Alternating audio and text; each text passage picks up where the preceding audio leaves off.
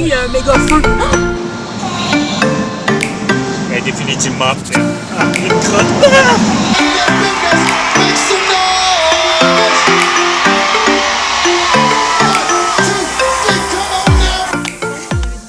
On est rendu au Camping World. On a laissé notre roulotte là ce matin pour qu'il fasse un check-up sur la fournaise qui ne fonctionne plus, l'eau chaude. C'est les deux principales choses dont on a besoin de faire réparer. Au propane, parce qu'en électricité, ça fonctionne encore, mais c'est quand on est en autonomie, ben on a besoin du propane pour se réchauffer. Puis là, ça fonctionne pas. C'est comme... pas chaud! Non, présentement, il neige. Et ce qui est bien en 360, c'est que vous pouvez voir le bordel à grandeur, à grandeur du camion. Comme c'est notre maison qui est dans le garage, ben on a amené l'essentiel avec nous. Les enfants sont super contents que j'ai pu récupérer les choses d'école ce matin. Non, on n'est pas contents!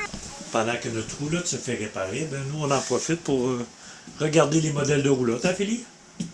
Ben, on ne se lancera pas là-dedans, on vient d'acheter la nôtre, puis elle est flambant neuve.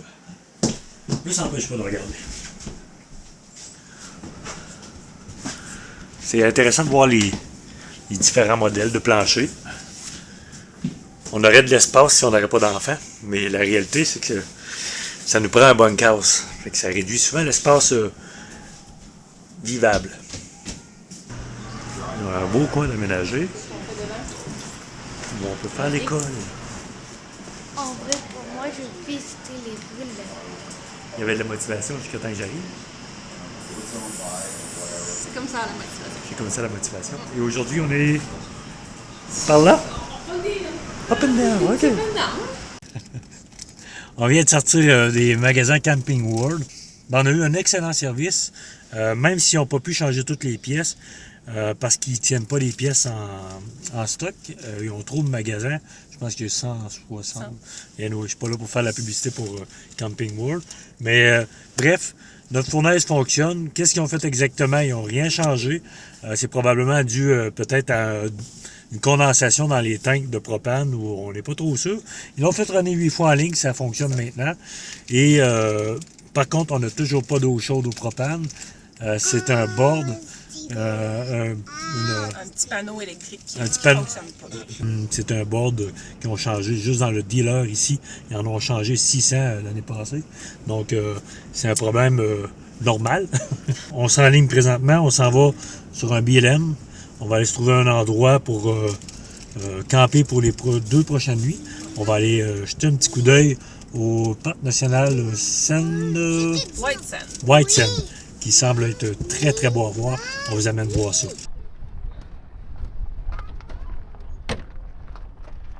Il fait froid. Même le plastique ne résiste pas. Au moins, on a une belle vue.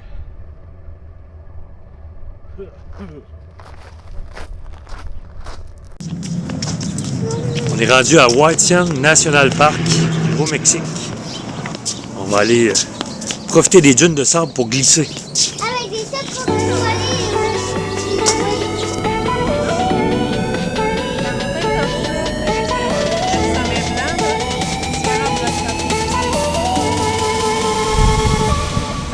Détrompez-vous, c'est pas de la neige, mais bien du sable.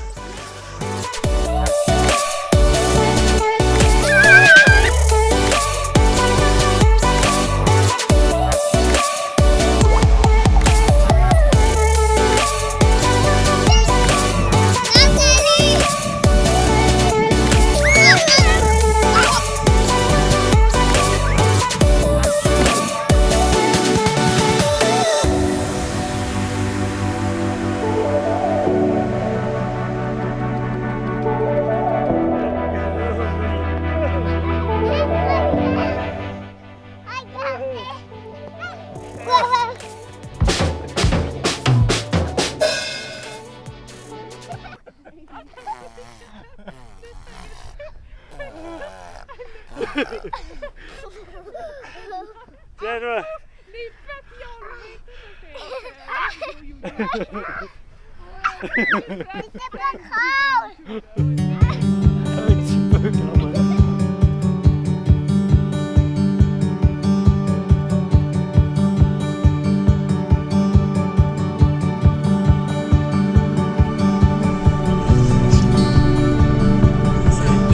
méga feu. Il y a un feu en face de nous autres. Il y a un gros feu à droite. Ça boucane, ça vient d'arriver. L'accident de voiture ou de camion.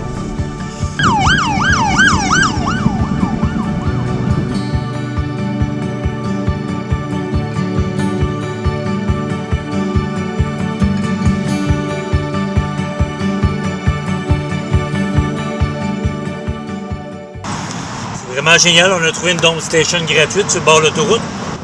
Le seul problème, où je trouve le bouchon dans toute cette eau-là, et je suis pas sûr que c'est de l'eau super propre. Je change mes gants.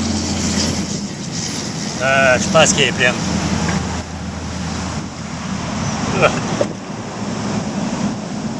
Elle est définitivement pleine. Ah, il y a une crotte. L'eau rentre dans mes gants. Comme on dit, merde. J'avais un trou dans mon gant. On voit la petite crotte flotter. Oh non! Là, on est plein d'eau. Il faut vraiment vider. On va aller faire l'autre bord de l'autoroute. Oh my god! Ça fait déjà une demi-heure qu'on perd à Ouais, se trouver c'est ça. ça. Fait que de l'autre côté de l'autoroute, il y en a une. On va se croiser les doigts pour qu'elle ne soit pas pleine. Au moins, celle-là ne semble pas pleine. On est de l'autre côté de l'autoroute. Fait que ça devrait être correct. Depuis qu'on est rentré sur la route de la Louisiane, sur l'autoroute 10, il faut dire que c'est assez chaotique. Puis avec un Ford F-150 qui traîne une roulotte de 35 pieds, c'est déjà très limite. Fait que Ça l'a encore plus! on ressent un petit peu plus les contre-coups. Vous aussi d'ailleurs!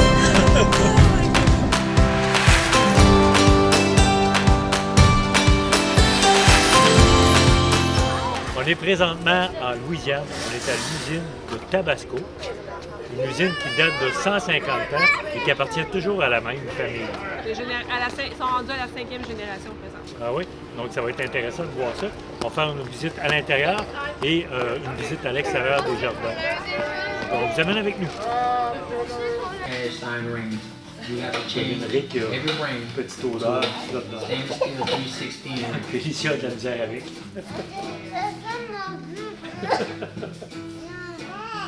En fait, le poivron va rester 3 ans dans les barils à fermenter. Quoi?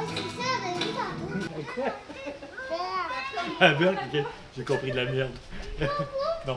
En fait, ça me fait penser à un peu le foin qui fermente dans une grange. Oui, mais c'est super cool! Ouais, ici derrière vous. Moi, là, qui ont mis la pâte de poivron, puis là, au coin avec le sel, faire un scellant, c'est débile. C'est une longueur jusqu'au fond de l'entrepôt, là-bas, des barils empilés, 1, 2, 3, 4, 5, 7 barils de haut. C'est vraiment impressionnant. Ça vaut la peine. On prend les piments qui sont réduits en purée, on les met dans les barils qu'on a vus tantôt là, en chêne blanc, qu'on rajoute du sel par-dessus, il reste là pendant 3 ans. Par la suite, on les met dans les grands réservoirs qu'on voit ici, on rajoute du vinaigre, on le mélange de façon intermittente pendant 2 à 3 semaines. Après ça, on enlève les pépins, on enlève la peau, puis c'est dans l'embouteiller.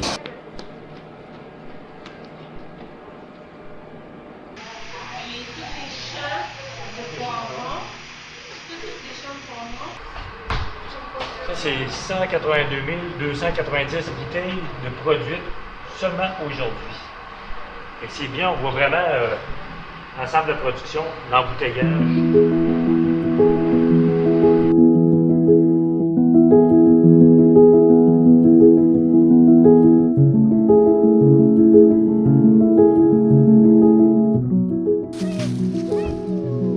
C'est un vieux chêne de 300 ans, quand même impressionnant. Ici, on peut voir la nidification des aigrettes. On est toujours sur le domaine de Tabasco, de la famille Tabasco, qui possède la sauce Tabasco, vous avez deviné. Et grâce à eux, les aigrettes étaient en voie de disparition. Et maintenant, ils reviennent à chaque année, ils viennent nidifier ici. Et ça a permis à l'espèce de se reproduire suffisamment aujourd'hui.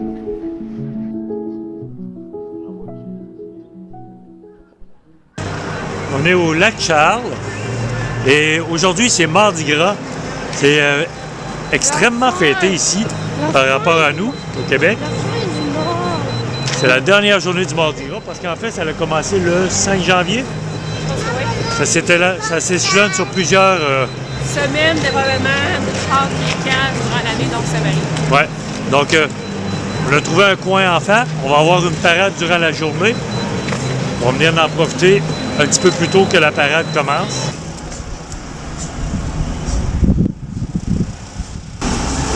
Il y a moi ici, lui.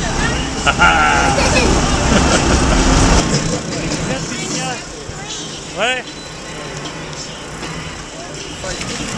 Il est présentement à peu près midi et on vient de réaliser que la parade est à 5h30. Fait que on va prendre notre temps.